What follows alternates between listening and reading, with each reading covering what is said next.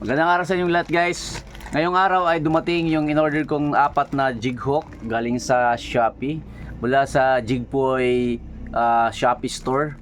So maraming salamat sa Jigpoy Shopee Store na mabilis na pag-ship ng yung parcel. Tara, unbox natin guys. Guys, meron tayong dumating na parcel from Shopee delivered by G&T. Shoutout kan Reno. So I expect na ko nito jig. Ito yung paghahanda natin, baka makadayo tayo sa malalayo, no? Dapat kompleto tayo ng gamit. So kaya umorder na ako ng jigging lure. Susunod na orderin ko ay rod na medium light pag may pera na. Sana may mag-send sa atin ng mga tackle shop ng review for baka naman sino kayang mapalad na unang makapag-send sa atin ng review.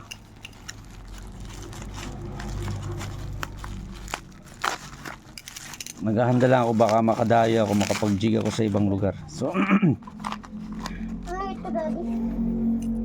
lure.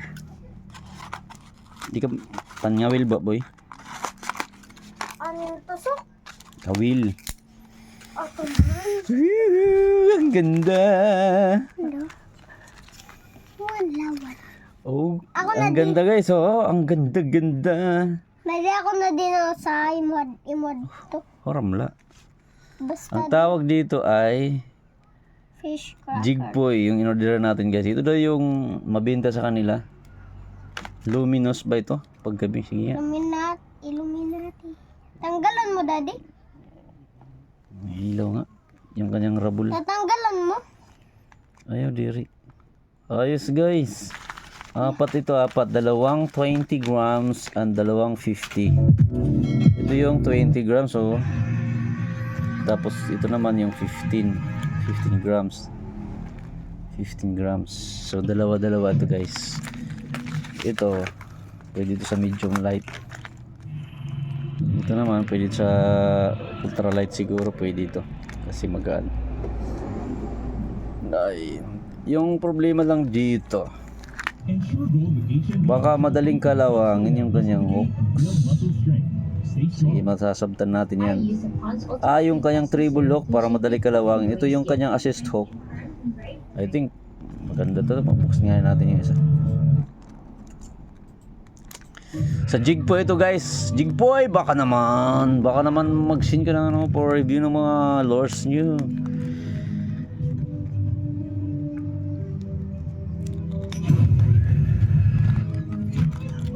Ayan yung itsura niya, yung actual, di ba? Luminous mushroom. Meron na siyang top coat. Hindi na ito basta magagasgas, pero kadagdagan pa rin natin yun ng UV resin para hindi siya magasgas ng masyado. Kapag ito nagasgas na, papalitan na natin ng silver. Meron ako ditong hologram foil. Yung problema lang yung hook, madali ito kalawangin. Madaling kalawangin to guys, kabisado ko na yan. Pero yung assist hook niya, dalawang assist hook, I think lalaban to. Ang ganda ang assist hook niya. Ganda guys diba? So ipapakita natin sa inyo kung gaano siya kaganda. Maganda guys, maganda. Picture, pang thumbnail. Ayan diba ganda guys. Saan ba tinatali yan ito? Dito dito yung kanyang,